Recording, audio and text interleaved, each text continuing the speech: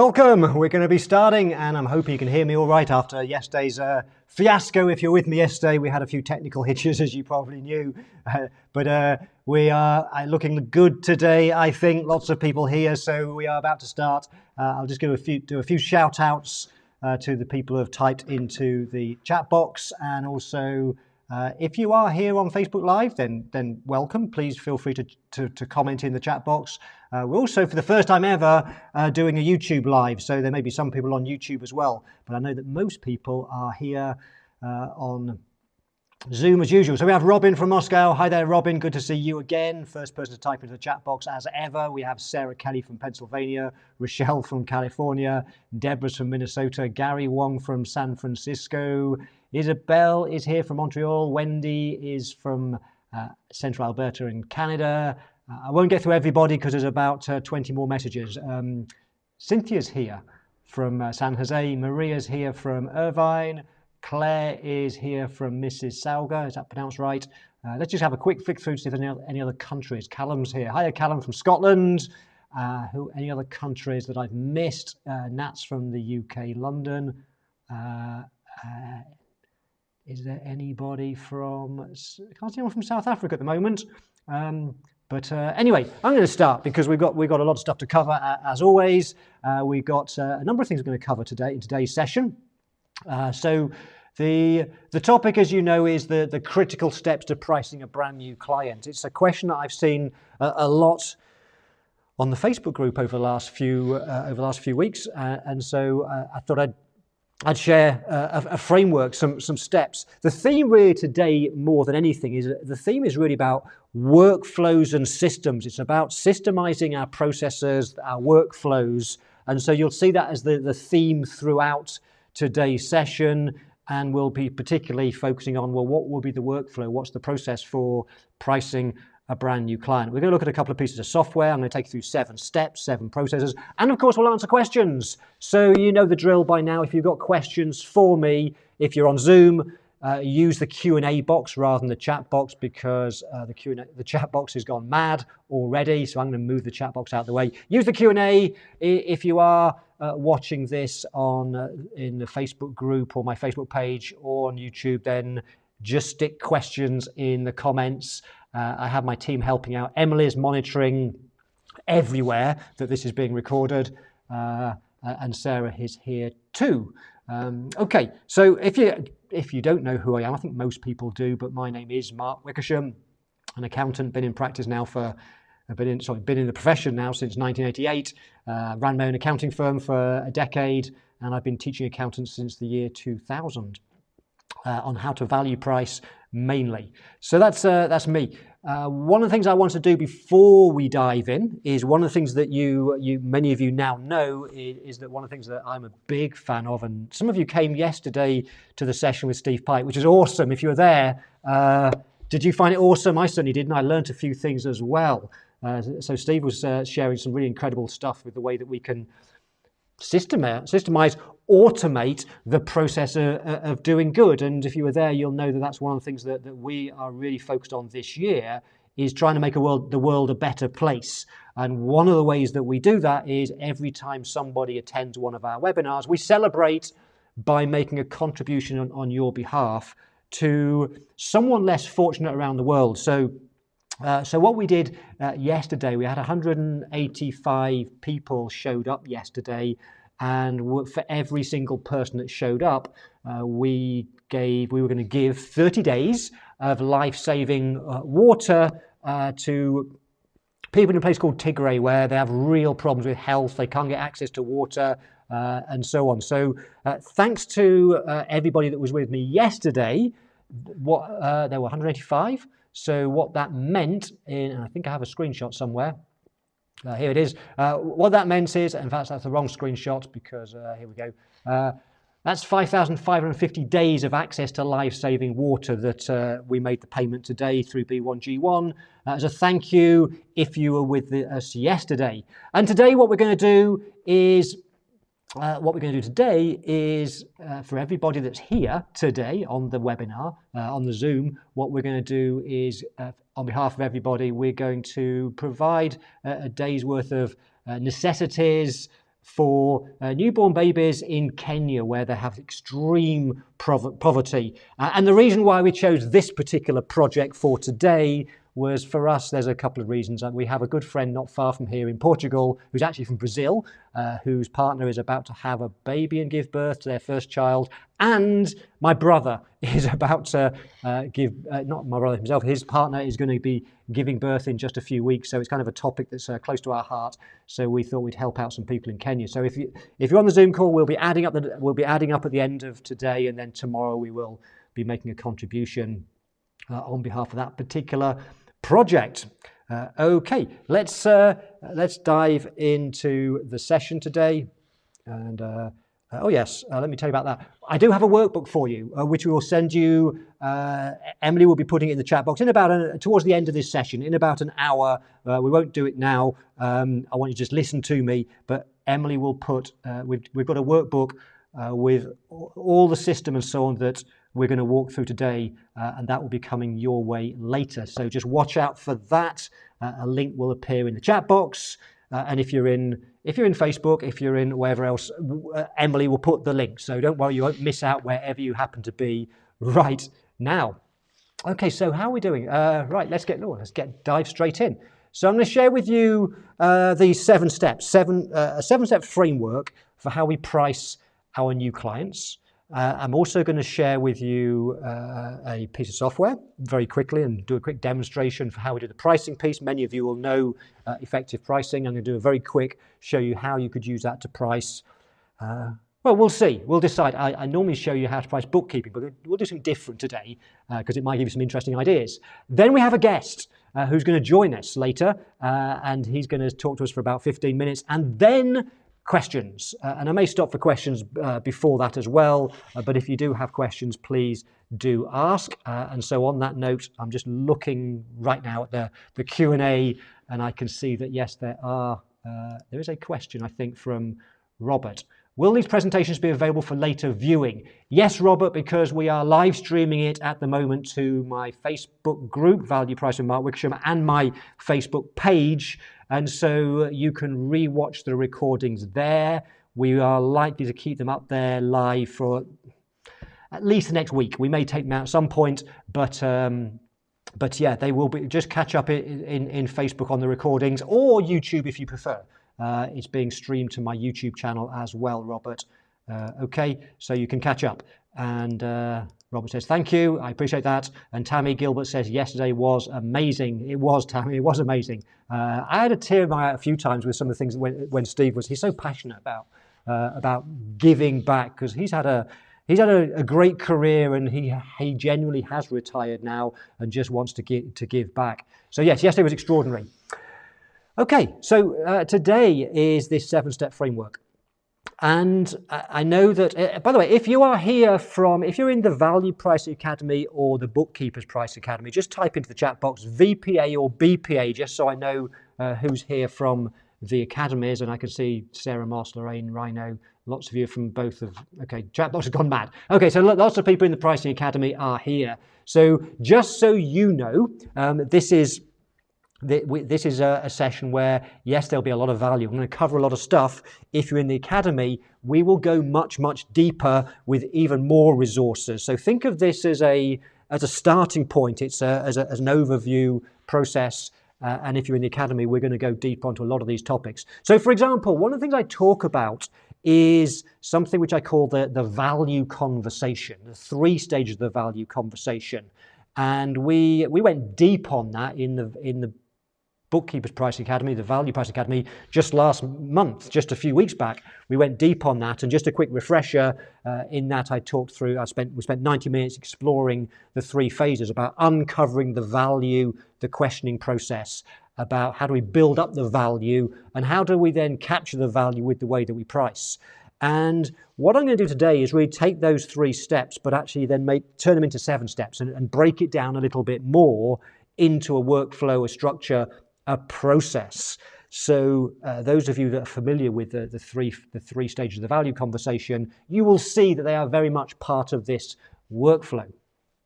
So here we go. I'm going to go through the 7 steps. We'll spend about 5 or 6 minutes on each of the steps. Let me know if you've got questions, and I'm happy to pause if there are questions. So step one, the first thing that we need to do is we need to agree a date for the initial meeting. So if a client or potential client, sorry, a prospect contacts you, they want to meet with you, obviously we have to agree a meeting for that. And one of the things that I talk about a lot is that I recommend that with potential new clients, with prospects, that you think of it as a 2-meeting approach. It could even be a 3-meeting approach. I'll touch on that later, but a 2-meeting approach. And the reason for that, and this is the mistake I made when I was in practice back in the late 1990s running my own accounting firm. I was always in a hurry, in a rush, and I wanted to do it all as quick as possible, get them signed up as fast as possible. So I'd meet with people and give away way too much value for free. I'd give them all the answers. I'd share tax planning ideas and stuff, thinking that they would then sign up by the end of the meeting. Sometimes they did, but very often they wanted to go away and think about it. And because I was terrible at following up, very often I never heard back from them.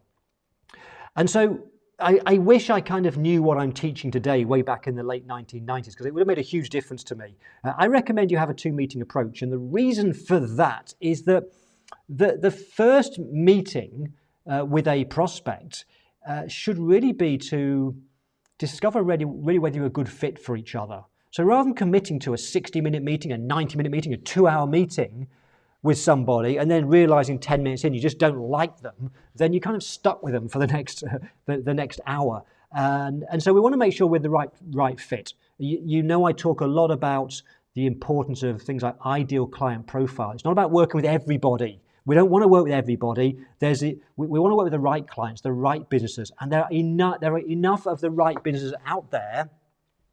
If you end up trying to work with everybody, which I did back in 1996, I thought it was a case of let's win as many clients as possible. And I went from 0 clients when I started to 200 in about 2 years. And I thought I was being really clever. But actually, I had many of those clients, those 200 clients, were not right for me. And I found 2 years in, I was just working crazy hard, crazy hours, and really struggling to make ends meet. And I realized it was all about not the quantity of clients, it was the quality. And if you're in the academy and you came to my January session in January on Foundation Wednesdays, I talk about pricing strategy. And I shared my story. I shared how when I'm a slow learner. When I finally figured it out that it's not about winning all the clients, and this was about the year 99, 2000, 2001, I went through a 2-year process of re-engineering my practice.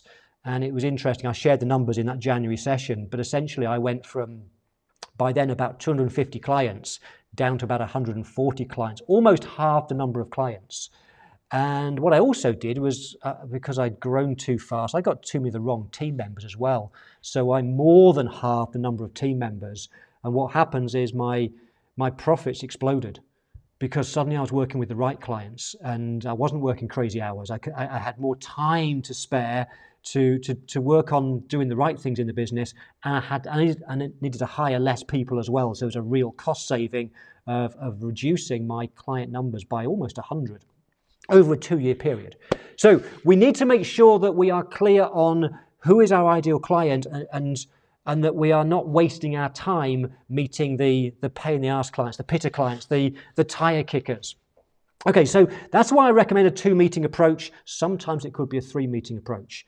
And the purpose of that first meeting is primarily to see if you are a good fit, to see if they are the right client for you. Do you feel that you've got something in common? Do you feel that you can help them, that you can make a difference to their lives? And for them to feel that you are the right person for them.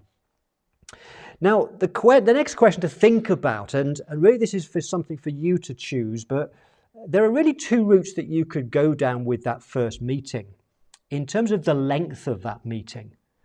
And so my suggestion would be is that, generally speaking, if this is a prospective client that you really don't know anything about whatsoever, they've perhaps called you or they've sent you an email and they want to meet with you because they're looking to change accountant, change bookkeepers. If you know nothing about them, then one of the things I would suggest is that you keep the first meeting short and do it perhaps using Zoom or some other online meeting software. And you keep it short with the main purpose of identifying, do you feel that you're the right fit for each other? Doesn't have to be a short meeting. You might want to do a longer meeting, and that's fine. If you do a longer meeting, then another thing you may want to consider is whether you charge a fee for that meeting. And I know that many people now in the Value Pricing Academy are starting to do that. I've been talking about this for a few years now, and there are a lot of firms now charging for that first meeting. No longer the initial free consultation, but now calling it something like a diagnostic and having a fee on that, because that's the ultimate pre-qualifier. Someone says blurry, but it's perfectly pin sharp at my end. So I have no idea what that is. Anyway, I'll carry on unless Sarah tells me there's an issue. So first step is to agree the date of that initial meeting. But also, you want to make sure you have an email that manages expectations. You want to make sure that the client knows what to expect from that meeting. So let me just go over to here. And if the screen is blurry, it's pin sharp for me at the moment. But remember that we are recording this. I'm just putting it blurry. It wasn't too bad when it was just you, but now that it's writing on the screen. Okay, well that's the Zoom issue then with HD, which we've had several times. Zoom, because everybody's using Zoom now, we've found over the last 4 or 5 months that Zoom have switched off the HD, so it's not crystal clear. I'm almost certain that anybody who's watching this right now through Facebook is getting a really clear picture, because I can see the picture that's going through to Facebook and it's really clear. My Zoom one's really clear as well, but I know that we've had this problem several times over the last 3 or 4 months. We thought Zoom had fixed it. We've been complaining to them because we pay them a 5-figure sum every year to use Zoom, and they keep saying they fixed it, and then every now and then it goes blurry again. So I apologise. Unfortunately, there's nothing I can do about that. You could try making sure that you've got it in your full screen. See if that makes a difference. It possibly won't. I'm just going to try one thing at my end and just see if I make it bigger, if that helps at all. It probably won't. I've just filled my screen with Zoom. So anyway, I'm going to read what's on the screen to you. If you can't see it, I will be reading it to you, and it's in the resource that we'll send you. So, and as Nancy says, when you post the replay, hopefully we will be able to read the slide. I know you will, because I can see the recording is really, really clear. So that shouldn't be a problem. And as I say, what's on the screen now is going to be in the resource. So, so you need to have a standard email that you send out as part of your system. And let me just check I've got the right, sorry, and I've skipped on. So let me just take you through and explain some of the things you would want to build in and why. So obviously, to start off with, you want to tell them and confirm this is the date of our meeting, the time, and you may well want to put in the Zoom link, whatever. Of course, you'll have that. But you want to manage expectations. So you might use a form of words like this. This is what you can expect from the meeting. Engaging an accounting professional is an important step for any business. The right accountant or bookkeeper, you would insert whatever's appropriate for you. The right accountant, the right bookkeeper will help you solve your problems, help you build a great business, and help you achieve your goals in life. The primary purpose of our meeting is to see if we're a good fit for each other. For you to be confident we can help you solve your problems and achieve your goals. Every client we work with is different. Your business is unique. During this first meeting, we will be asking you questions to better understand what's important to you, what you want to achieve with your business, and what your challenges are. So that's the first, I'll come to page 2 in a second. But what we're doing is we're just setting the scene. We're managing their expectations that we want to make sure that they're happy with us when we meet. It's just a getting to know you meeting. And that during the meeting, that what we'll be doing is asking questions. Because what we want to do in that initial meeting, and this is really important, in that initial meeting, we want to make sure that we are doing more of the listening. One of the mistakes I made, let me just go back. One of the mistakes I made when I was in the profession, in my own practice back in 96, 97, 98 is, and it's because we have so much knowledge and we want to impress people with our knowledge, it's too easy for us to start talking and sharing ideas. I used to share tax planning ideas, and I'd talk and talk and talk, and I never really listened to them, to what they wanted. And And if you think about it, one of the things to think about is put yourself in the customer's shoes.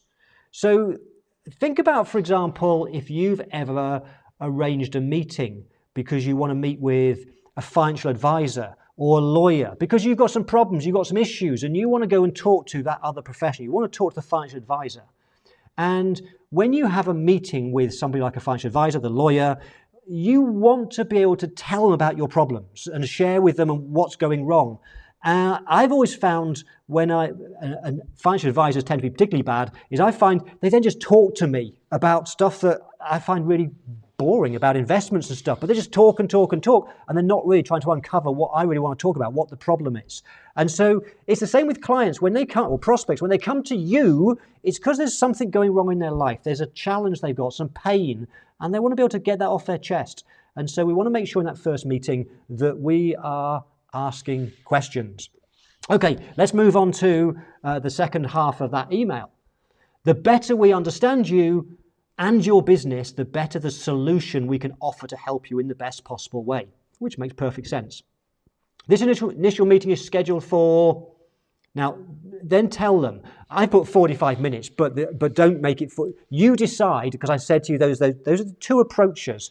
Maybe it's a 15-minute meeting, a getting to know you meeting, and it's just really to see if you're a good fit. And that's fine. If that's the case, just make it really clear. This is a 15-minute meeting, a 20-minute meeting, and that's a great thing to do as a pre-qualifier.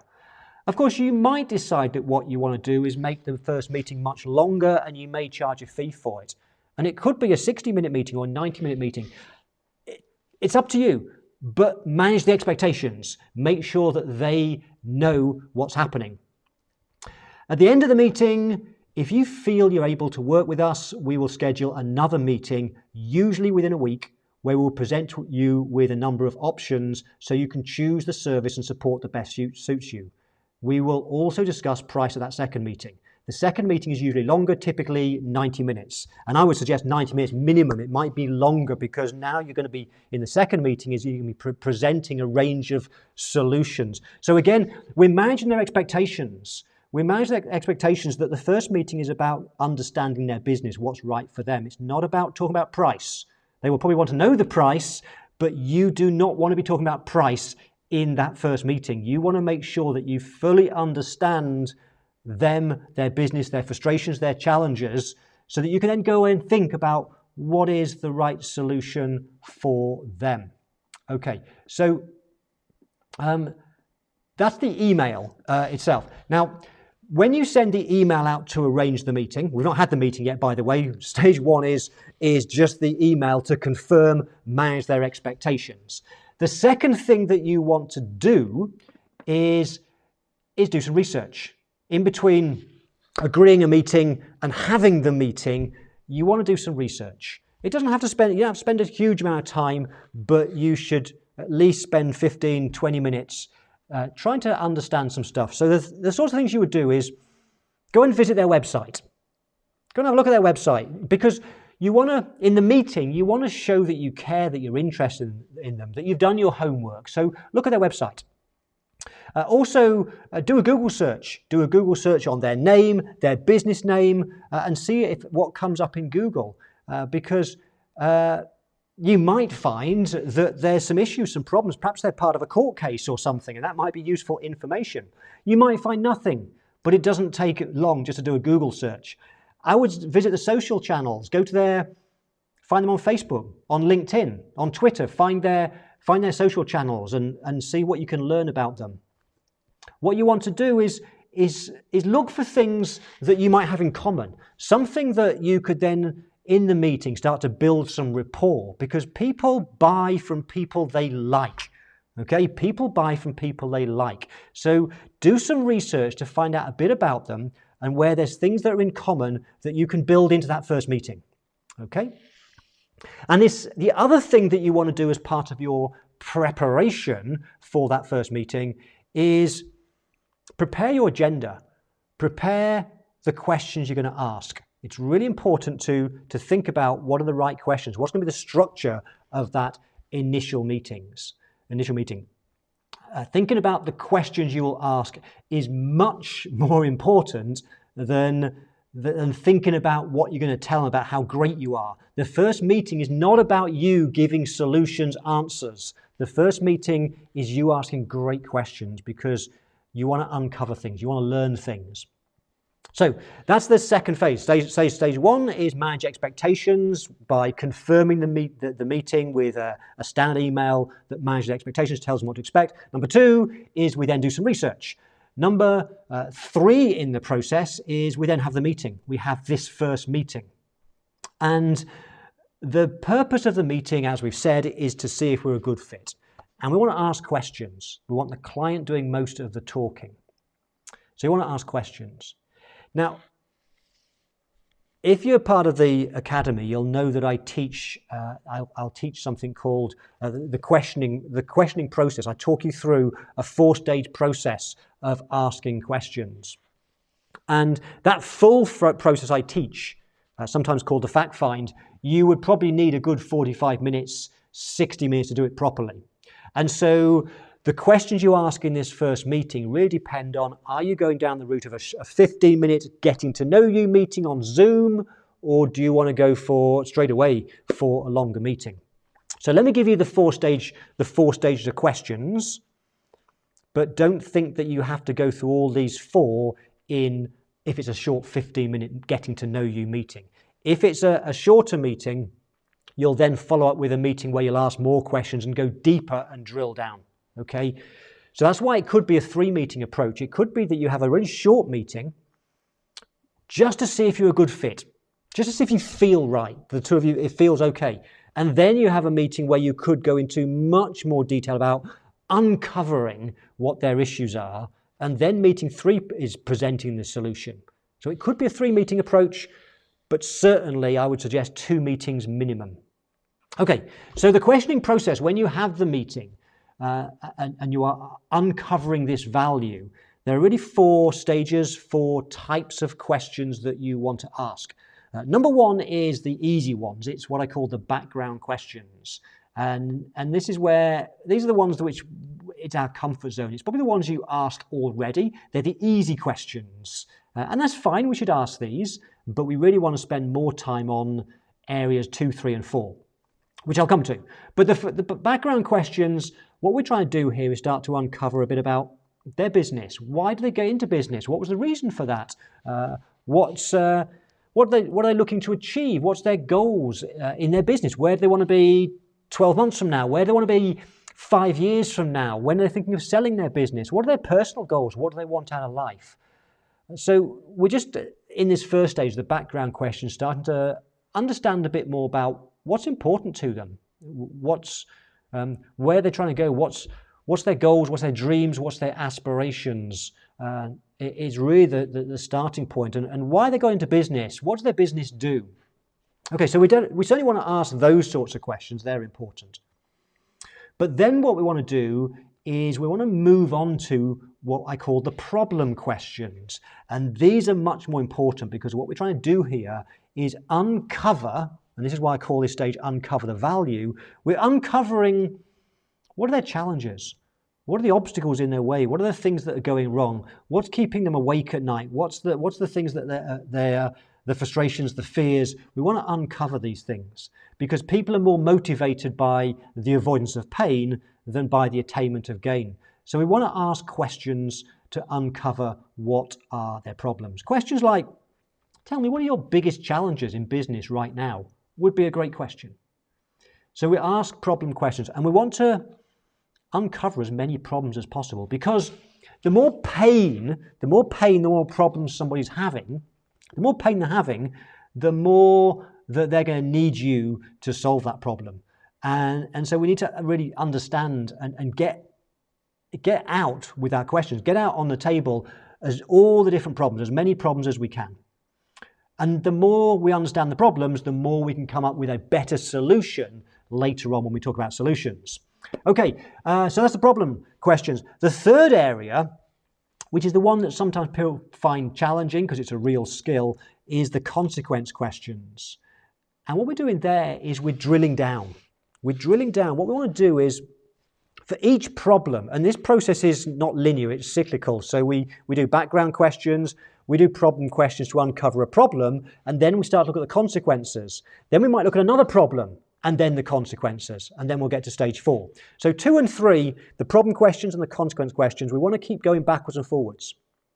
So for each problem, we want to ask questions to find out, how's that manifesting itself? What's that causing? What's the end result of that? So, for example, if one of their problems is they've come to you because their books and records are a mess, then yes, that's the problem. The books and records are a mess. But what's the consequence of that? What does that really mean? And we ask questions, and it may be that by asking the right questions, we uncover that they've actually got the tax man is threatening with them with an investigation, an inquiry, because they've not been filing things properly because the books and records are a mess. Or it may be we uncover that they're not collecting the cash they're owed because they don't know how much money they're owed because they haven't reconciled their sales ledger and their statements are wrong. So there could be a whole bunch of this problem of their books and records are a mess could have several consequences, and we need to uncover those. We need to understand that, because the more we understand the consequences, the more it makes the pain more real and more urgent in their mind. The more that we understand the consequences, what we want to try and do is drill down and uncover how do they feel about that? What are the emotions around that particular pain? We also want to drill down with questions to start to put numbers on that. So the books and records might be a mess. Okay, that's the problem. But we might discover by asking the right questions that because of that, their sales ledger is never reconciled. They're not asking for the right amounts of money from customers, and they may say that you uncover that they estimate that they're probably missing out and not collecting $5,000 worth of fees every single month because they just don't know what they're owed. That's gold. If we can start to get numbers, even if it's just a guess, their guesses in their head are the right numbers. If they think by you asking the right questions, they may be losing out on $5,000 a month, then over the course of a year, that's a $60,000 problem. The books and records is a potential $60,000 problem. We're making it much more real. And when we make it more real with great questions, they want you to solve this more than ever. Also, what happens is this helps us with the pricing process later, because what we're doing is we're uncovering value. What's the value? The value here is solving them from losing $60,000 a year. So that's the consequence questions. The fourth stage is the outcome questions. What we want to do is start to get the client or the potential client to articulate what do they see as being the benefit if we can solve this problem. So we might start to outline a few things. Well, one of the things we could do is we could do some cleanup work and get everything up to date. And then what we can do is we can work with you to make sure your books and records, you never have this problem again. And that you always know exactly what your customers owe you at any point in time, that you're going to be able to collect the cash much, much faster. What would this mean to you? Do you know, that would be amazing. That would just make my life so much easier. When you get the client to tell you the outcome, the benefit of you solving their problem, they've pretty much sold themselves on your service. And you'll use those words later in the process when you are then revealing your solution. Okay, final thing about that first meeting. So the first meeting is asking questions and learning as much as possible. The other thing that's critically important with the meeting, if assuming you decide by the end of it, this is somebody that you can help and you want to help them, then the next stage is make sure you do not finish that meeting without agreeing a time and date for the next meeting. You want to keep control of the process. And I would recommend that you keep that second meeting within a week. You want to keep the momentum going. This is somebody now if they want to work with you and you've built out this pain, they've got this pain, this sense of urgency. Let's keep the momentum going. Let's get that second meeting booked inside the next week. The reason why a second meeting is because it then gives you time to reflect, to prepare. And so then we get on to step 4. Step 4 is we want to build up the solution. I'm just checking to see if there are any questions. Okay, I have a question from somebody. I have no idea how to pronounce your name, so I really apologize. It looks like it's Kairu Zaman Ali. Is that right? I hope I've got it right. Can we get a brief outline of what the agenda can look like? If you're in the Value Pricing Academy or the Bookkeepers Pricing Academy, absolutely, because I teach this in much more detail. We go into the detail of the 4-stage process. I create resources for you like agendas and so on. So if you're in the academy, you will get all of those resources as part of the training. For this particular session, I've not built it into that workbook that you'll be getting. It's a 10-page workbook. There's more information in there. I haven't specifically got an agenda for you, but those 4 areas of questions, that's essentially your agenda is, background questions, problem questions, consequence, outcome, and then number 5, agree the date of the next meeting. That's essentially your agenda. You just might want to come up with, for each of those 4 areas of questions, you might want to think about 1 or 2 questions that you are comfortable with. So, and that could be your agenda. So questions, the first part of the agenda might be, tell us how you got into business. What are your goals in life? And one of the things I teach when I teach this questioning process is that some people find it hard. It's quite skilled, particularly the consequence questions, to be able to think on our feet, to know that when a client says our books and records are a mess, what are great follow-up questions? And that's why I teach it in a lot of detail in the academy, that. And so my advice is that to start with, keep it simple. Just have a small number of questions that you're comfortable with. And then over time, as you develop your skills at asking the right questions, you can then start to add some more questions into your standard agendas. Okay, so where are we at now? Number 4. Step 4 is we want to now build up the solution. So we go back to our office, we've had the meeting, we've made some notes. And by the way, make notes. It's really important that when you are sat there talking to the client, that you make a note of what they say. It's Ali and you're in the BPA. Okay, Ali, I have a sneaky feeling, Ali, check the February. If you weren't with me in February, I think there may have been an agenda in the resources. So just check the recording. I think there is, Ali. Just go and check. Okay, so do make notes. Because when you make notes, it shows you care, it shows you're listening, it shows you care what they say enough to actually write things down. But of course, also, you'll want to review those notes. So after your meeting, review the notes and start to think about what's the best solution for them? How can I solve their problem? And also think about the background questions. What's their goal in life? What do they really want to achieve? Are there things that you could do to help them achieve their goals? They might have come in to see you because their books and records are a mess. So it might have felt like a cleanup project. But as you start to understand the bigger picture about what's important to them, what they value, where they're trying to go with their business, you may realize that you could help them in other ways as well. It may be that as well as sorting out the mess, one of the things that they're struggling with is cash flow, and they're looking to, in the future, they want to get some new premises a year from now, and they might need some finance. And it may be you're thinking, do you know what, I could do a cleanup project here, but actually what they really want is some forecasting and some help getting the cash together so they can take that next step in their business and buy that new premises they want at the end of the year. So by asking questions and then going away and think about it, we can reflect and create a better solution than simply giving them what they asked for in the first place. Because very often, unfortunately, clients make a habitual mistake of asking the wrong things. They come in for a meeting and say, I want a cash flow forecast, and that's not really what they want.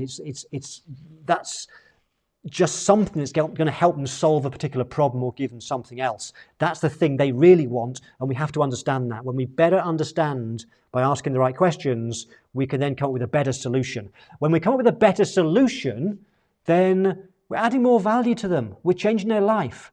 And when we come up with a better solution and with value pricing, we get better rewarded as well. It's a win-win situation. So review in stage 4, review your notes and then think about what the solution might be. And one of the things, if you follow me a lot, you'll know I'm a big fan of giving people choices. Everybody's different. You should never prejudge what somebody's willing to pay. You have no idea what people are willing to pay. And so give them choices, give them options. One of the things I talk about is menu pricing. Think of it as the bronze, silver, gold. If you offer somebody a service, that's all you'll get paid for, but they might want more. And so we give them different options. So think about with your solution, how could I create 3 packages, a bronze, silver, gold? Now you want to make sure that they all solve their particular issue. So So think about how you're going to solve their problem. And one way of thinking about this, if you're doing a bespoke, a tailored proposal for a specific project, for a specific client, then one way to think about your 3 options are think about what they really want, what they said they want, and build a solution for what they want. And make that the middle one, and price that based on the value, and don't be shy about keeping your price high. If you can make a big difference to them with what they want, keep the price appropriately high so that you're properly rewarded, and you've built into that the ability to go above and beyond and deliver an amazing service. But just in case that price is too high, think of your bronze one as being one where it's a bit more cut down. They don't get all the things they want. They still get something that helps to solve their problem, but it doesn't give them everything they want. And so therefore they've got a choice. If when you reveal your price later, if that price is too high, they can always choose. The choice is how much they want those things that are not in the cheaper package. It's not a case of if you give them one package and this is the price, it's going to be $5,000.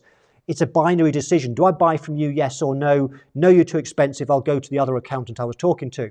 But when you have other choices, it's more a case of, okay, I'm going to buy, it's which one's right for me. And only the client can determine how much they value the extra things they really would like. And if they value them, they'll pay the middle one. And if they really can't afford that, or they go for the cheap one. You make the sale either way. But then you also have a third option, which is the premium one. And the way I would think about this is I would say, what is it that they want to achieve? What's the bigger picture? I know they've asked us for this particular project, but I know they want to achieve these things. So what else could I do that I can help them in a better way, in a bigger way? And make that the premium one. And make that a premium price, because we're going beyond, we're coming up with something that might change their life. And what happens is either they choose that, and that's great, okay? They may choose the most expensive one and you come away with a $10,000 project when it might have been a $5,000, which is awesome. But the other thing it does is even if they don't go for the most expensive one, if you followed me, I talk a lot about price psychology and the power of anchoring. Having an expensive option creates an anchor that makes the middle package, the one they really want and the price that you really want, it feels like a better deal when you've created a more expensive one. Okay, so menu pricing is really, really powerful, and you will find that when you do it right, most people choose the middle option. And there's reasons behind that I won't go into now, other than to just say, make sure you give them 3 choices.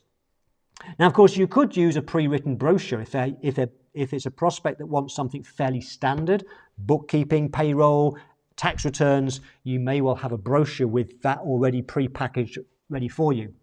And if you're in the Value Pricing Academy, you know we do those on How To Thursdays once a month, and we look at specific services and go deep on that. And then the fourth thing, the other thing you want to do in this build a solution is also think about, as well as what's the solution, how can I give them choices, but also think about how will I price this? And when it comes to the price, you want to be thinking about what's the scope issues, what's the things I need to be aware of that tells me how long it might take. So we have to think about that. If it's bookkeeping, how many transactions here are there a month? How many bank accounts do they have? So there's scope issues you have to think about. But even more important, what other choices can we give them? Can we give them other options, other choices? And then think about how can we make sure that the price that we present reflects the value? What is the value? What's the real value here? And in value pricing, we want to get away from this mentality of costs and hours, but think about what is the value. And that's why in the questioning process, we want to, in the consequences, drill down and start to understand what's the numbers behind this. If the client's got the books and records are a mess and they think they might perhaps be not collecting $5,000 a month of their own, that's a $60,000 problem. And so if you solve that problem, that $60,000 problem, then the value of that is, it's way up there. And so $10,000 to fix that problem doesn't seem such a big price. And it doesn't matter whether you can do it in one day or a week. The client doesn't care. The client cares that you're fixing a $60,000 problem. That's the value, and we price based on that. Okay, number 5, having then now prepared, we want to now confirm the second meeting. So just like the first meeting, we want to manage expectations. And so I have another email for you that you can use. This is a suggested wording for your next email. So our next meeting is scheduled for date and time. This is what you can expect from the meeting. We've reviewed all the notes from our last meeting, and we have a number of exciting options for helping you solve your problems and helping you achieve your objectives. Of course, you might actually specify them because you now know what they are. During the meeting, we'll start by confirming we fully understood you and the needs of your business. So that's a great place to start if you want an agenda, is you want to just go back to your notes and say, based on our first meeting, this is what our understanding is, this is where you want to go and these are the big problems you're having right now. Is that right? So we just want to confirm that we're on the same page. We will then present you with our recommended solutions together with a range of options. If you want to proceed with one of the options, we'll then go through the price together. When you're totally happy, we will complete the initial paperwork and set a date to get started. This initial meeting is scheduled to take, and then you manage their expectations. And I would guess if it's a pricing meeting, it may even be as much as two hours or even more. But manage their expectations. I look forward to seeing you at whatever date, and I'm excited about the things we can achieve together. Okay, so there's a suggested email in advance of that second meeting. So what next? We then obviously have the meeting itself. And in the meeting, you're going to be recapping on that first meeting, just to confirm the understanding, which is what you put in the email. So we start off by just confirming that we understand, because it may be something else has cropped up in the meantime, who knows? Then you'll discuss your solution, and what we want to do is we want to build up the value of what we're doing. We want to build up the value. So we want to make sure that we use the right language. We want to be, that's why we asked questions earlier, to start to uncover the pain, put numbers on things and attach emotions, because we want to use that. We want to use the things they said as part of building up the value. Mary, I remember when we met last week, you said that the books and records being a mess, and the consequence of that, you said that there's money you're not collecting. You said that that's giving you so much stress and sleepless nights, and you're really worried that you might lose the business. Is that right? Yes, it is. Great. So we're using their words and echoing them back in that next meeting, because that's making the pain look more real. It's the emotions. It's Mary's feeling about the problem. The fact it's making her feel stressed and having sleepless nights. That's what's really at stake here. So we want to use their language. So recap on the first meeting. Then we discuss the proposed solution.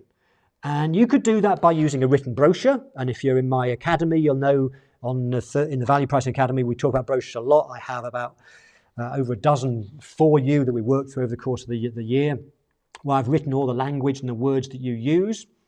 Or it might be, rather than a pre-written brochure, it may be this particular client is a bit unique and they want a combination of different things, in which case what we may do is create a draft proposal. And whether it's a brochure or proposal, and I teach in the Value Pricing Academy and the Bookkeepers Pricing Academy the structure of that proposal. Whether it's a brochure, whether it's a proposal, the purpose of it is really to be an agenda for you, an aide-memoire, a reminder of what to say to build up the value. Because we want to say things in a certain way, in a certain order. We want to become better at communicating the value of what we do. And as part of that, we will also go through our proposed solutions. You'll talk through the different options. What's their different choices? What's your bronze, silver, gold? If you're going with 3 options, and then once you've done that, once you've gone through and built up the value, and the client's now starting to articulate which is the right solution for them. So Mary might say, that middle one is exactly what I want. That's going to make my life so much easier. Now the only thing to decide is price. Price is the last thing. Once we know the client wants to buy, we deal with price last. And we need to have a system for pricing. And you should always discuss price in the meeting. The big mistake that I made when I started running my accounting firm in 96, 97, 98 is I was too scared to talk about price. I was a coward. I found it scary. So what I did is I would just say, leave it with me, I'll go away, I'll think about it, I'll write a nice proposal, and I'll send it through the mail.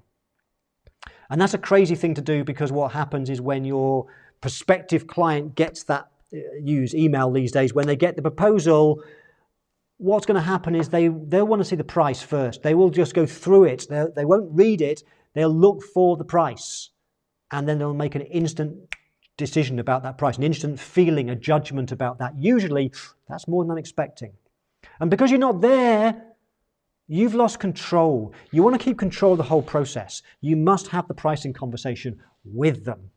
And so what I'm going to do next is I'm just going to show you how you might do that with effective pricing. I know that many of you do use effective pricing. You get it in the Value Pricing Academy, the Bookkeeper's Pricing Academy.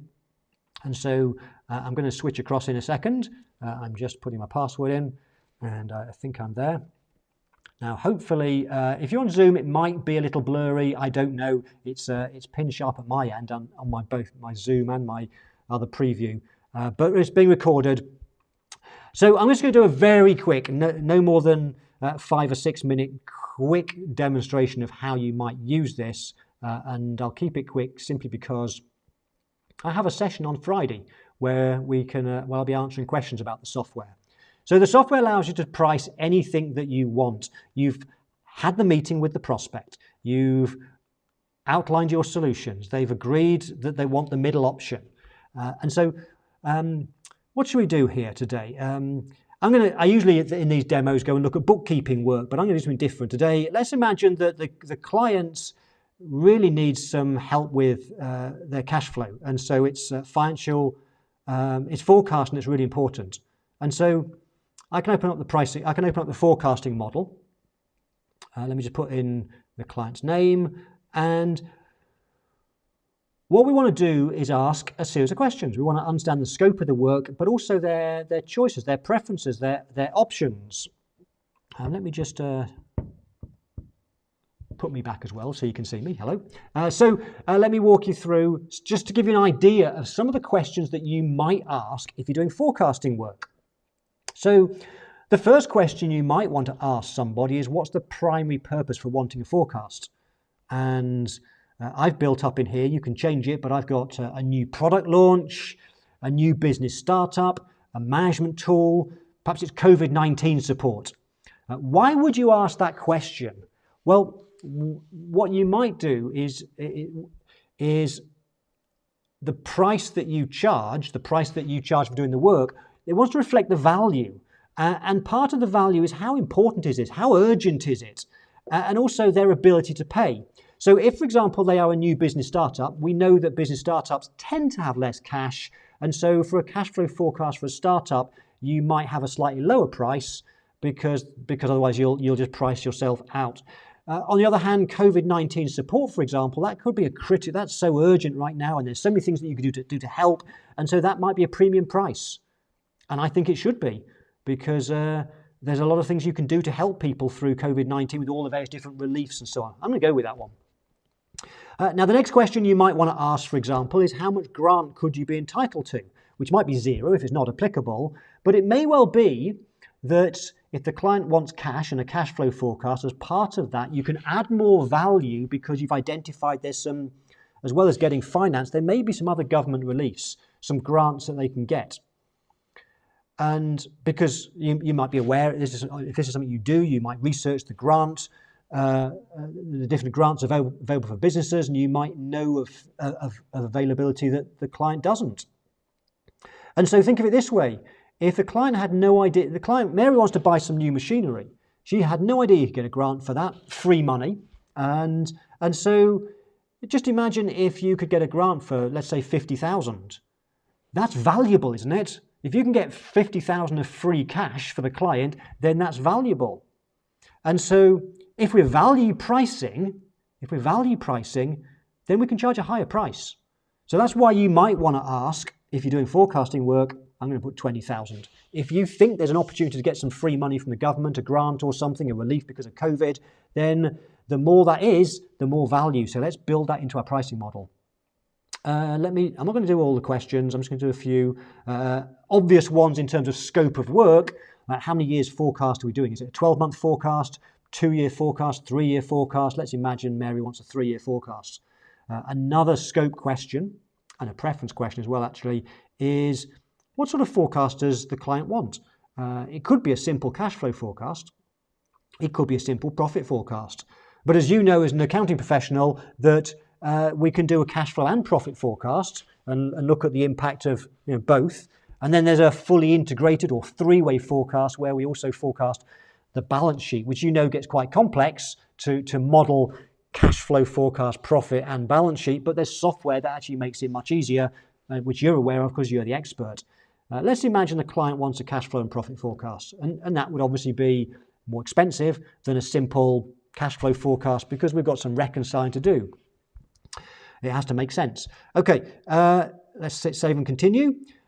We could also offer some other choices. So it might be that one of the things that we could do as part of forecasting is say to the client, would you like us to model different accounts receivable? If you're in the UK, that would be debtors.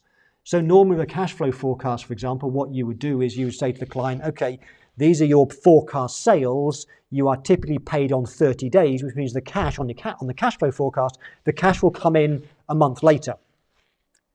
And sometimes we can do things as simple as that with a forecast, with profit and cash flow. We look at how quickly they get paid on average. But it might be you have a client where, let's say, 50% of their business is normal trade business paid on 30 days, but 50% is government contract work, and the government never pay inside 3 months. And therefore, you've got more complex modelling between the work that's done and invoiced and when the cash comes in the cash flow forecast. I hope you get that. So you could offer the client to do more complex modelling of different accounts receivables. And the client might say, yeah, that's really appropriate to my business. Do you want us to model inventory levels or stock levels? Do you want us to deal with foreign currency transactions? Do you want us to break expenses into different cost centres? We're giving people choices. This is really important because this is now starting to uncover what people value. If Mary, my fictional client, says yes to all these things, that's telling me, well, she wants those things. Therefore, she values those things. If she values those things, we can put the price, we can have a higher price. So once you've asked those questions, now what we can get to is the different packages. And we already know that Mary said the middle option earlier. I asked Mary before I got to the pricing, which is the right one of these solutions from the brochure or the draft proposal. Mary wants the middle one. And we can just reiterate and remind her. And then when we're ready, we show the prices. And there's some price psychology going on here, which I won't go into right now. But the middle option is 3 payments of $1,142. And at this stage, only if one or two things can happen. Mary either says yes or no. If the price is way too high, then she won't buy. If she can afford that and says yes, great, you've made a sale. So if she says yes, you've made a sale, you're really happy. But if it's high, that's not a problem because A, you will have purposely set it to be high, a price that you would love to get if you got it. But if it's too high, we just go back and change a few things. And so we just, if the price is too high, you might say to Mary, well, the reason it's that price is because you want us to model your inventory levels. On reflection, Mary, how important is that to you? And we get the client now to reevaluate how much they value the different things they've put in the virtual shopping basket. And Mary might say, well, I'm not so sure I need that. Okay, let's take that out. And now we redo it again, and now it's only $959, 3 payments of $959. And that's going to feel much less because the first price created a reference price or an anchor. So Mary may well say yes. But if she doesn't, not a problem. We take something else out.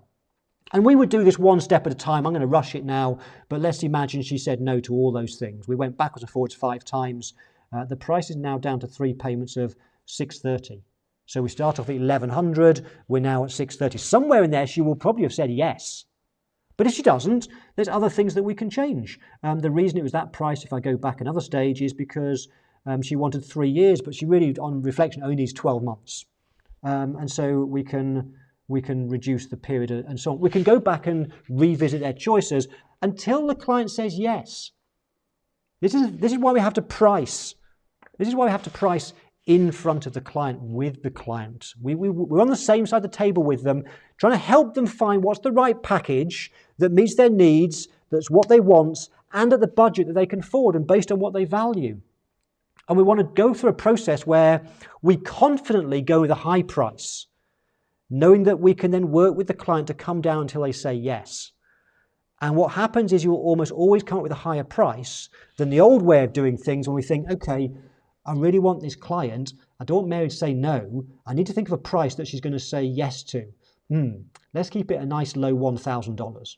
All in, 3 payments of 300. And we usually underprice ourselves because we're scared of the client saying that's too expensive. We usually go in way too low.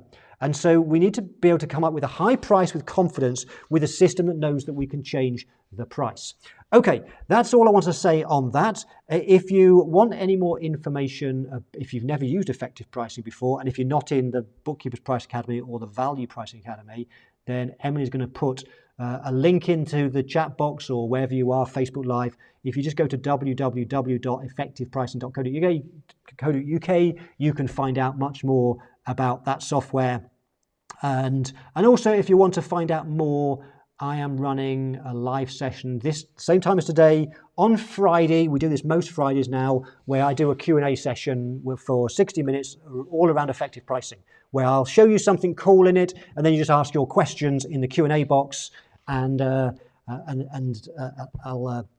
show you how to use the software and how to use it for pricing. Okay. I'm conscious that there are some questions. There's 3 questions in the Q&A, but if it's okay, Joan and Nancy, I will come on to your questions in a short while, because I did promise our guest speaker that at 5 o'clock I'd bring him in. So I said today was all about, and I've realised I missed the last step, but the last step in the 7 steps was then an onboarding process. You need to then once the client then buys, you then trigger your onboarding process. I need a system for that. And if you're in my pricing academy, Teresa Slack has a brilliant onboarding process that she'll be teaching later on this year. So watch out for Teresa's session on systems for onboarding your new clients. That's step 7. Then the onboarding kicks in. Okay, so that's the workflow. That's the 7 steps. There's a workbook for you. What I'm going to do next is I'm going to introduce a guest speaker, because I came across a good friend of mine over in the US called Gabrielle Fontaine emailed me a little while back and said, have you come across this piece of software? And I hadn't. And she was raving about it. And I trust Gabrielle's judgment. So I went and looked into it. And I happen to know the person behind it. It's Jordan Vickery. The software is called Pixie. I was blown away. So what I said to Jordan is, I'm going to take this 7-step framework and build it into his tool to see how easy it is to build these things. Which actually, I was going to show that, but sorry, Jordan, I've run out of time. But we'll get round to it at the end. I can show this workflow, how we've built it into Pixie. But actually, it'd be better with context to see Pixie first. So on that note, I'm just going to bring Jordan in. If I do this right. Hi there, Jordan. Let me just check that. Can we hear you? Just shout out again. Can you hear me? Yes, got you now. There we go. So great to see you, Jordan. And so I've known Jordan for quite a while now, but he's the co-founder of Pixie, which I just thought was extraordinary. And I so wish that I had this tool way back when I was running my accounting firm, because I was really into this whole systems process of systemizing things. And so I'm going to hand over to you, Jordan. And I think you're going to do a demo, aren't you now, and just show for 10 minutes or so, 10, 15 minutes. And then what we'll do is we'll go into Q&A. I will answer Joan and Nancy's questions, but there may be questions for Jordan as well. We're here until the end to answer your questions. So on that note, it may take a second just to get the screen share up and running. There we go. Hopefully you can see my screen. Yep, got it. Perfect, cool. So thank you very much for having me, Mark. Impeccable timing. Wow, I actually thought I was going to come and bang on 5 o'clock at some point. Thank you to everyone that's joining us as well. Before we jump into Pixie, I'll just give you a very quick overview about who we are and what we do. So Pixie is a practice management app that's been built specifically for small accounting and bookkeeping firms. So instead of using multiple apps to manage things like tasks, deadlines, emails, files, processes, you can consolidate all of those different apps into one app, and that one app is going to be Pixie. So everything you need to manage your deadlines, your workflows, your files, your emails, you can find it within Pixie, and I'll show you around how some of that works today. So hopefully, Emily, I believe, is going to drop a link into the chat box wherever you're watching right now. This will take you to our website, where I'd recommend starting a free 30-day trial of Pixie. You don't need to put in any credit card details. You can start the trial completely free of charge. And that just means that you can click along with some of the things that I'm going to show you right here today. What you can see on my screen is a completely brand new Pixie account. This is a trial account I set up literally 15 or 20 minutes ago. It's got no clients in here, no tasks, nothing. But I really want to show you just how quick and easy it is to get set up with Pixie, to start managing your clients, to start managing your tasks, and to start managing your deadlines. So the first thing that I'm going to do is I'm going to add a new client. I'm going to click on Add Client. I'm going to give the client a name. I'm going to call this one Bob's Turtles. You'll see here that we've got a number of client types. So depending on whereabouts in the world you start your trial from, you should have some different client types available. At the moment, we have UK specific ones and US specific ones, and we're working on having some Canadian specific ones as well. But for now, if you're either in the UK or the USA and you start your trial, you'll get the correct client types in here. So for now, I'm going to choose LLC, company email. Just going to punch that in here. I'm going to click on next. I'll ignore those for now, and then I'll add a quick contact. I'm going to hit save. But literally in a few seconds, we've taken that client of ours, we've added them into our Pixie workspace, and now we're ready to add a bit more information and to start working on them. Now, I know that many of you listening probably have a longer list of clients than just the one for now, and that's completely fine. So if your clients are currently on a spreadsheet, or maybe you're using a different practice management app, it's really, really easy to get those into Pixie. All you need to do is import your clients from a CSV file right here, and I'll just do a quick demonstration, which I'm hoping goes to plan, because sometimes when you do these things live, they don't always work out as you expect them to do. So I'm just going to select my clients here. And then it's just a simple matching process of importing that information into your workspace. So I'm just going to do this, confirm all of these.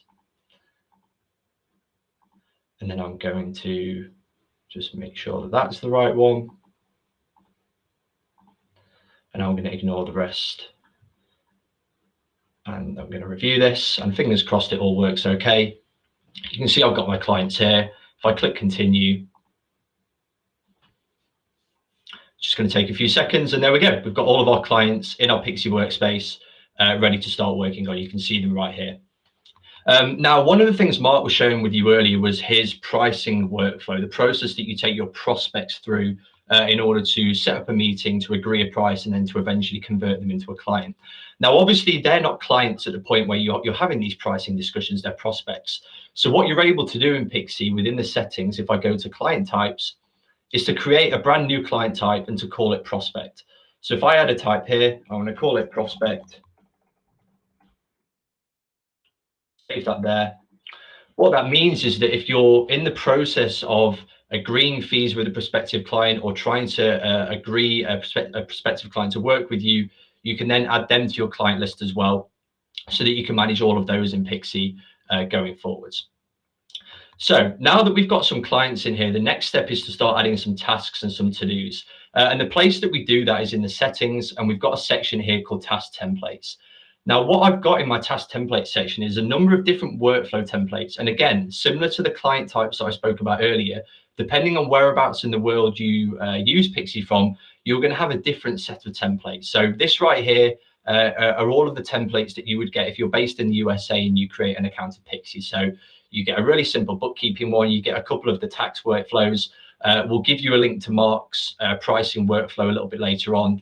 There's an onboarding workflow and a payroll workflow as well.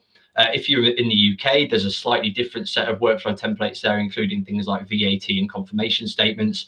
And what we also have available on our website is a complete workflow template library. And as you can see on here, we've got a number of templates from different apps, different people, and you can segment these based on the country, based on the service, and based on any other process as well. And all of these templates, you literally just download, click a button, and they appear right in your Pixie workspace, ready for you to start working on. So if I just spend a few seconds showing you around what these templates look like, just to explain how they work and what you can achieve with them. So the first screen that we can see here is all to do with when and where we want the tasks to be created, because often as an accountant or a bookkeeper, a lot of the work that you do is just recurring on a regular basis. So it could be monthly bookkeeping or annual accounts or an annual tax return. So this screen here is all to do with configuring where and when you want the work to start. So The way that I've got this bookkeeping workflow to start at the moment is that on the first Monday of every month, this job will be created. It will recur every month afterwards, and the deadline will be 5 days later. Now, this is completely flexible and customizable because there is no correct way or one correct way of running workflows within your firm. It's completely dependent on the size of your practice, the technology that you use, the type and level of service that you offer to your clients. So you're going to need some flexibility in terms of configuring these workflows. So for example, you might say that for certain clients, you do weekly bookkeeping. So I'm going to say start it every Monday, recur every 1 week, and the deadline is going to be 5 days later on the Friday. Or maybe some clients you do bi-weekly bookkeeping, so you change it to 2 weeks. It's completely up to you how you configure these templates. Again, it's really, really flexible and easy to move these dates around. Let's change this back. So then the next step that you can see here, we've got a number of subtasks that we need to complete as part of this bookkeeping job. And again, everything you see here is just drag and drop. You can add and remove things really easily. It's just a couple of clicks. So it doesn't matter if you've never used anything like this before, or maybe you've used a tool and it's a little bit more robust and clunky than this. Using Pixie is really straightforward, even for people that would describe themselves as a little bit technophobic. So this first step here is an email template. And what I've got in this email template ready to go out to the client is a really simple email, just letting them know that we're going to start their bookkeeping. Please can they upload this following missing information using the secure upload link here. So if you were listening carefully at the start, you probably heard me mention that one of the things you can manage in Pixie is files. So instead of having to use a separate application to request files and send files securely, you can manage all of that from within Pixie. So as well as having these email templates and the processes ready for you and your team to literally click along and follow, you've also got this secure upload link here, which means that as soon as the email goes out, your clients can drag and drop their files, they get saved automatically into Pixie, ready for you to come in and start working on them and moving through the task.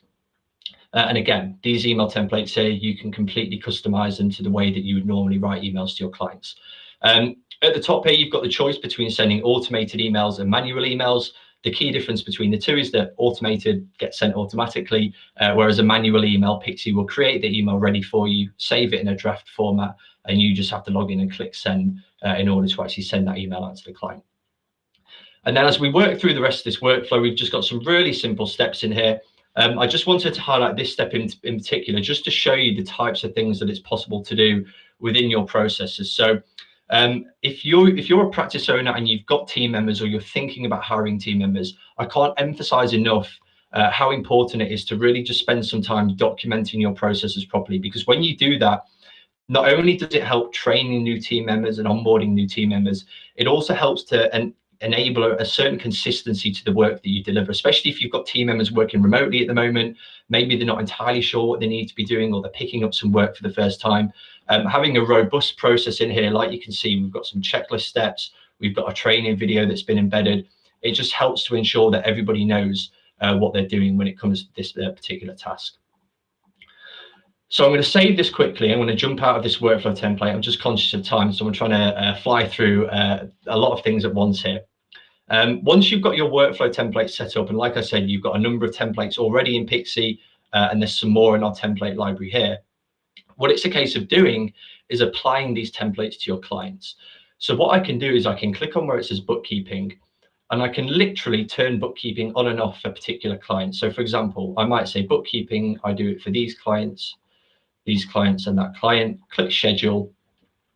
And what that means is that if I click on this link again, you can now see that on these dates, so that's the 5th of April, which is the first Monday in April, a bookkeeping job is going to be created for these clients. It's going to pop up on your to-do list. You're going to have that checklist of items to follow. You're going to have the email templates. You'll have the document portal links. And it's just a case of coming in here and clicking through them one by one. So really, really quick and easy way, having some processes, turning it into automated tasks, and having those tasks pop up at the right times, ready for you to work on. Cool. So I'm going to jump out of the templates, and now I'm going to go into the client section. So if I open up a client record, you'll notice that along the top here, there are a number of tabs. In fact, I might just jump out of this workspace and into a different workspace, just where I've got a little bit more information just to share with you. Just bear with me 2 seconds.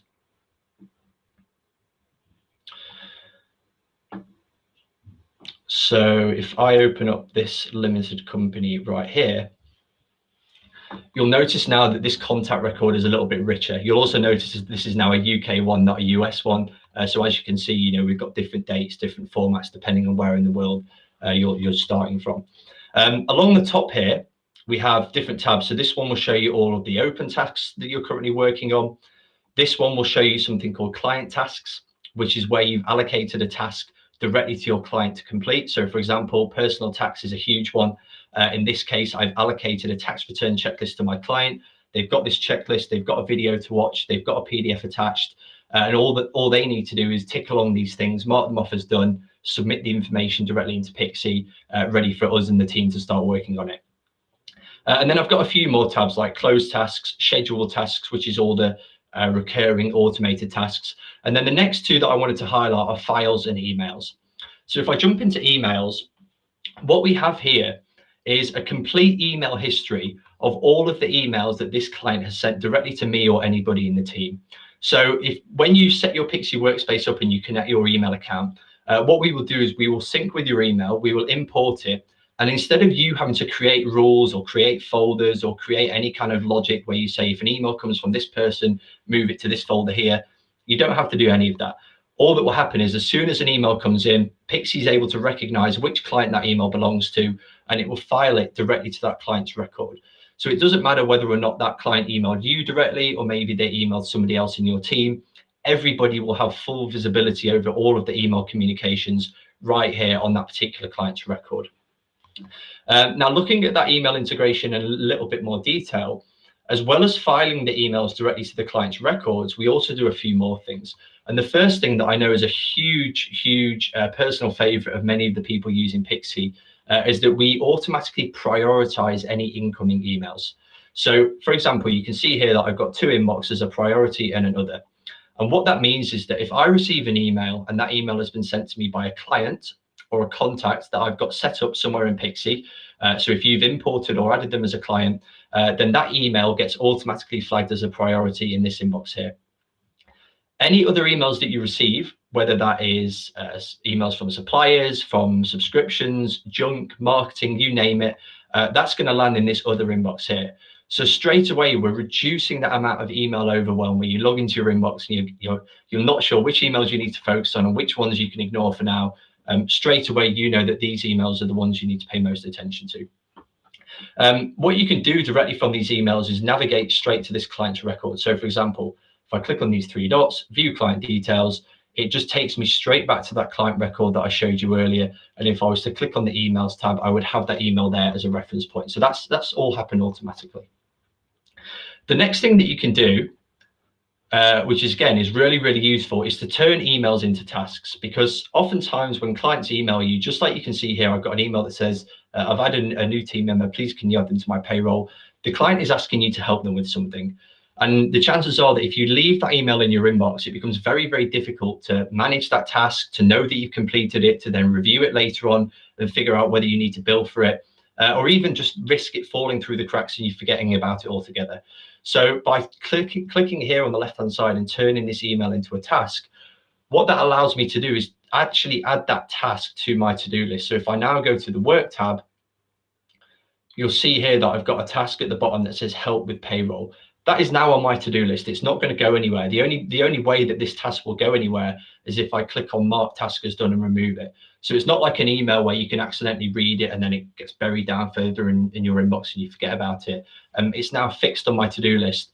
And if I open up the actual task, one of the tabs here, which is emails, has actually got that same email linked directly to it. So now the email has been linked in two places automatically. It's been linked directly to this task and it's also linked directly to the client's record. So we're really trying to take all these different elements of managing your practice, the client communication, the tasks, the processes, and we're trying to make it really simple and bring them all together in one place so that you and your team can find everything within Pixie without having to jump from Pixie to Outlook to Trello to Asana, back to Pixie to other applications. You can find everything that you need within Pixie right here. And all that's left to do for this particular task right here is for me to apply an existing template. So for example, Adding a new team member to the payroll is a process that I've done times before. I know that I've got a process ready for it. So all I need to do is click on these three dots, apply existing template, find my template from the list, payroll, new employee, click apply. And I've got all of those steps there ready to follow for this particular task, including things like email templates that we looked at a little bit earlier on as well. I don't know how I'm doing for time. I'm conscious that it's 20 past, although I know we started at 5 past. So Mark, feel free to jump in if I need to start cutting this short. One last thing I'll show you very quickly. If there's any of you watching that have got team members, and one of the things you struggle with is knowing what your team members are working on and being able to report on work as a whole within the firm, then again, that's a really simple process within Pixie. What you can see here is an overview of everybody that's in my team. If I was to click on one of their names, that will take me to their particular to-do list where I can see all the tasks they're working on, and I can filter those tasks based on things like the template that's being used, the type of client, or any tags that have been associated with it.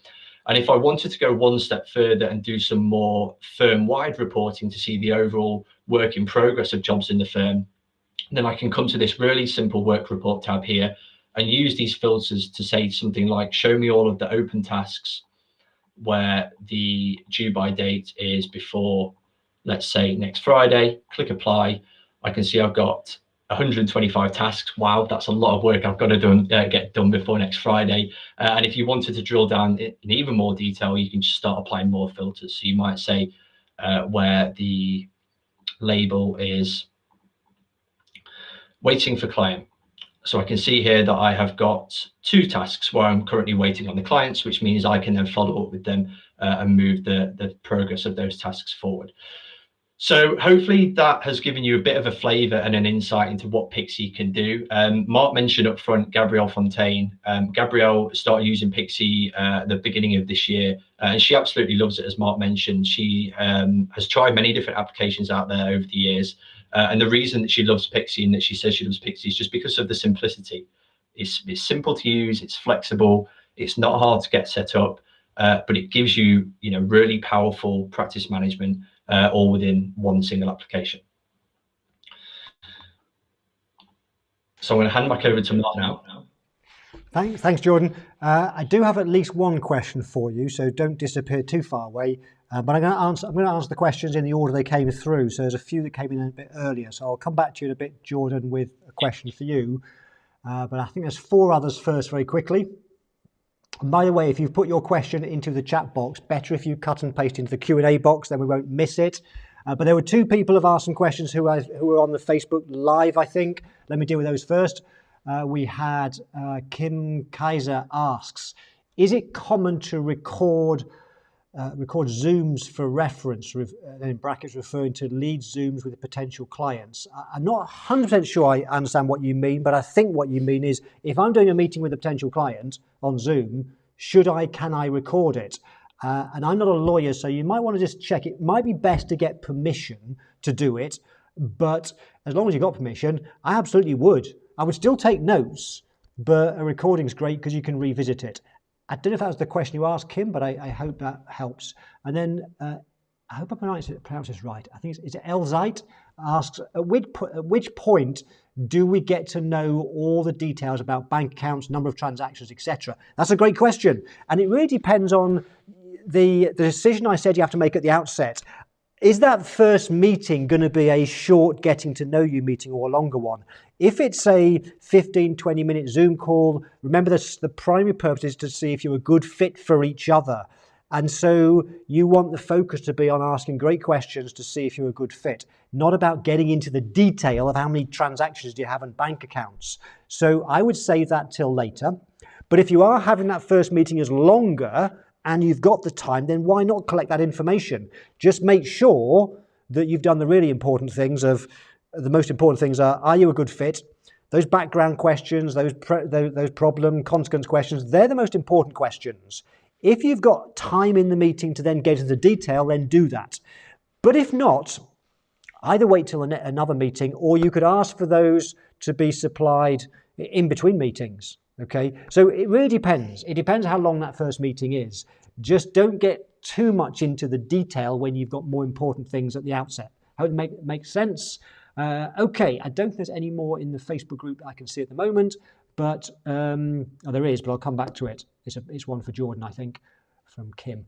Joan says, Joan said in the Q&A box, how do you broach subjects that the client ought to be thinking about? Examples, succession planning, record keeping to facilitate sale of their business, review of tax consequences related to how their business is to be sold.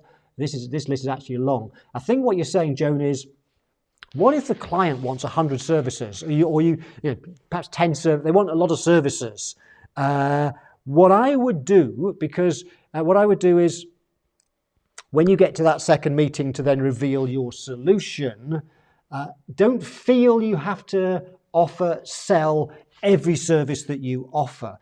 If the client is happy to have a long meeting and wants to hear about your payroll, your succession planning, your sale of businesses, I think all means do that. Be driven by the client. But because meetings are finite, focus on the most pressing things with the client. What's the most important things? Get them on board. You can always talk about other services later. So let's imagine, for example, that the client has a real problem with their books and records, and there's a real sense of urgency. That they need to have some clean-up work and some education to make sure it doesn't happen again.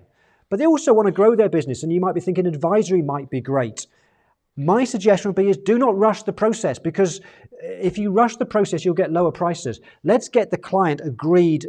Let's get a good price, get them signed up for doing clean-up work and education. Let's focus on that for the next 2 or 3 weeks and get that all sorted out. Let's deliver an amazing service so they're so impressed. And then we keep control. We then tell them during the process, we'll have a meeting to talk about how we take things to the next level, and we'll do that in 3 weeks. And then you arrange a meeting in 3 weeks to talk about the next suggestion, the advisory service, the succession planning, whatever it is. Don't feel you have to sell everything straight away. Better to do a good job of each separate service. So that was Joan's question. One more question before we get on to a couple of questions for Jordan. Nancy said, so in truth, you may start with a gold, silver, bronze option, but when you start going through the effective pricing and changing line items, it now is really a complete a la carte of choices. We first start on the 3 different items and then go through each individual item to customize more. Is this correct? Sort of, Nancy. Yes and no. You want to create your bronze, silver, gold. Think of those as standard packages. Okay? And you could start there and just have 3 choices, 3 prices. And that's a great thing to do. The only problem with that is you are only giving 3 choices. If you think about Starbucks, you go in and you want to buy a latte, they give you a choice of a tall, a grande and a venti. You've got 3 choices, and that works really, really well, very successful. But as a customer, those 3 packages are a certain size, but you can change. You can change them. You could say, I want the tall latte, but can I have almond milk instead? Okay, so it's still there's extra options on top. And what Starbucks, they don't do it, but they could charge an extra fee for that. That's the point of those extra questions. So you have a mix of giving them 3 packages which are fairly fixed, but choices around them. So you might, for example, have a bronze, silver, gold bookkeeping service, but whether they choose your bronze, your silver, or your gold, irrespective of which one they choose, they can also choose do they want it weekly, monthly, or quarterly. And so you've actually got 9 prices. You've got the 3 bronze, silver, gold for weekly, then the monthly, then the quarterly. The more we create a matrix of prices, the more likely we are to hit the best possible price that best meets their needs. Okay, I'm going to bring Jordan back on because we have 2 questions. No, that button, sorry. Sorry, Jordan, welcome back. So Nancy also asked, question for Jordan, does Pixie integrate / work well with Zapier? Yes, we have a complete Zapier integration, so you can integrate it with different tools. There's thousands on the Zapier marketplace, so it's really as creative as you can be. Okay, great. I did see a question, I think, on Facebook from Kim, just finding it, about support for Pixie. What type? So support for Pixie, what type? Email, phone, etc. And what hours is it available? That's from Kim in Canada, is it? I think. Yeah, we have live chat support available in the app. We try our best to respond in a couple of hours. obviously, if you're based in Canada and we're in the UK, there's a slight time zone difference, but normally our customers in the US at different time zones find us, incredibly responsive for anything support related. We also have a 30-day onboarding process for any new customers. Almost get guidance throughout the first 30 days to make sure that they get their workspace fully configured and they're comfortable with how it all works. Okay, great. My next question is going to be Michaela. But before I ask that, I'm conscious many people know they schedule 90 minutes for these sessions with me. So if you do need to go, then just a very quick announcement is, well, thank you for coming along. And also, just so you know, this week, if you're in the VPA or BPA, we have a session tomorrow at 11:30 Eastern Standard where you can learn more about Sarah.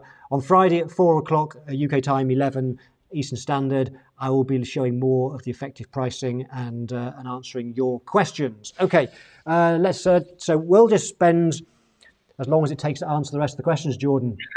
And so Michaela says, can all Pixie users see all the other emails that go into the separate folder, e.g. subscriptions, suppliers, etc.?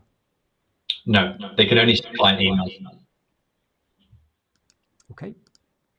Another question, a follow-on from Michaela. Are you looking to integrate the UK client onboarding with Compass House, HMRC agent forms and anti-money laundering risk analysis? Yep, so we already have an integration with Company's House, which means you can add clients directly off the Company's House register. And we have an AML integration with a company called Zama. They provide a really end-to-end automated AML process. It's about £1.60 per check, so it's really affordable. Okay, great. Sarah Kelly says, for Jordan, does Pixie have a mobile? No. Okay, that was a simple one. Let me just switch to, because some people are asking questions via the Facebook live feed as well. And so forgive me, Sarah, I might miss some of these, but I think it's Tammy said, because they're in the chat box. Tammy says, does Pixie do the accounts receivable billing to customers? No, I'm not quite sure I understand the question, but no, I don't think, based on what I know. No, that's the sort of thing I guess you do through something like QBO or Xero, I guess. Yeah. Rochelle says, does Pixie help you see what software can be replaced and help you move data?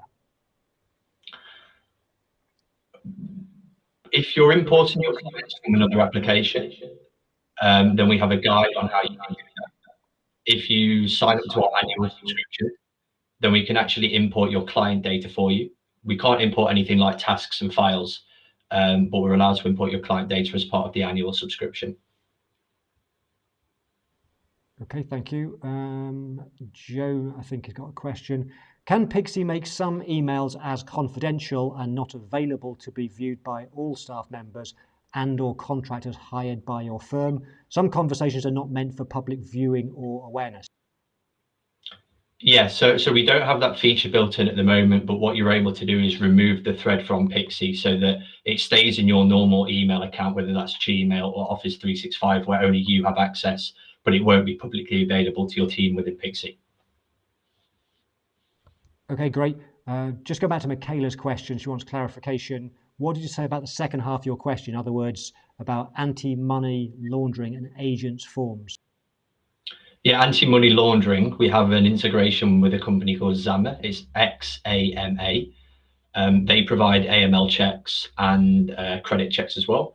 So you can integrate that with Pixie so that when you onboard a new client, you can trigger automatically an email to go out to request them to upload passports and any other identification, which will then do the AML checks and feed that information back into Pixie.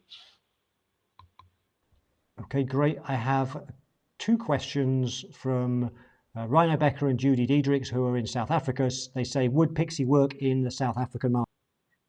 Yes, we do have customers in South Africa.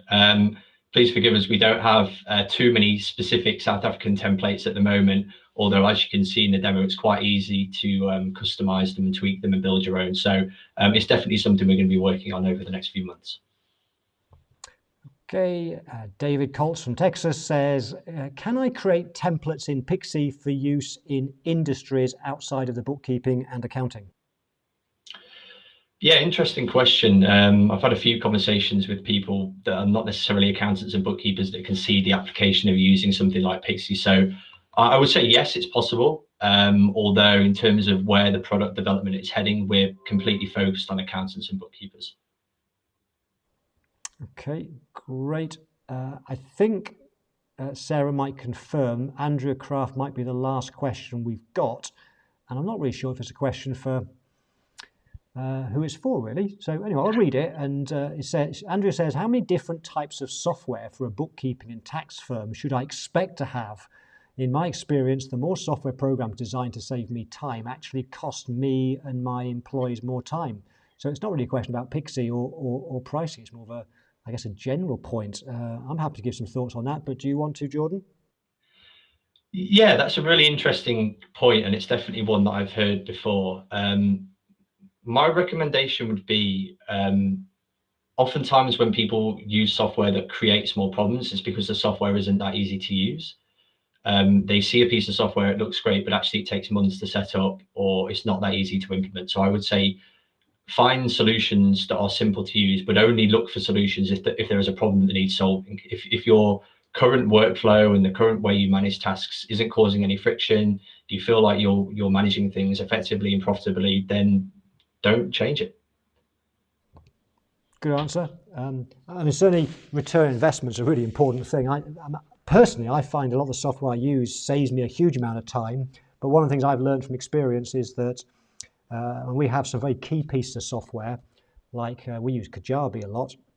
And I've had people report to me before that they find it so hard to use, they never really got up and running with it. But that's because it's so flexible and does some amazing things. And when I first got that software, I invested a day or two watching every single training video because I wanted to master it. It took me a couple of days to master it, but it's now, the ROI, the return investment is amazing for that piece of software. So I think that software can save us a huge amount of time, but we have to make sure that we get to learn how to use it properly rather than just dabbling with it, because we can waste huge amounts of time as well. I don't know if that helped or not. I think, Sarah, that might have been the last question. So we didn't go over too far. That was pretty good. So Jordan, I know that Emily posted in the chat earlier links about how to access Pixie, get a trial, and so on. Do you want to make any final comments? Perhaps my final question is, if anybody wants to reach out to you, Jordan, how could they do that? Yeah, the best place probably is through our website. You've got the link in the chat box that Emily shared earlier. So if you go on there, start a free trial, then you can reach us through the app, or there's a chat bot on the actual homepage of the website. You can also contact me by email. My email is jordan@usepixie.com. The last thing that I would say is the process that Mark shared with you earlier for pricing clients, we've actually built that as a template inside Pixie. So anyone that starts the trial and wants access to that template with all of the email templates, the checklists for the meetings, the processes to follow, start a free trial, message into the support, and I'll give you a link to that template so that you can add it to your workspace and start using that when you're meeting with prospects going forwards. Thank you, Jordan. That's great. I think all I'll say, just by way of wrapping up, is yes, I did actually forget to show that, but just so you can see it, yes, that's the workflow, the process I've gone through today. It's all embedded into Pixie, and each of these steps will drill down to something else. The emails, there's also some training videos as well on this process and so on. So if you want meeting number 1, if we click on it, you'll find the instructions and so on. I've built it all out into this workflow. Okay, thank you so much for coming along, whether you're on the Zoom or the Facebook Live or whatever. I will hopefully see you again live very, very soon. If you have any more questions, best place to ask me questions outside of these live sessions is just join the Facebook group Value Pricing with Mark Wickersham, or of course if you're in the Academy, the Value Pricing Academy Facebook group. That's the best place to ask me questions, and I'll get back to you as soon as I can. Otherwise, I will see you online again soon. Take care. Goodbye for now.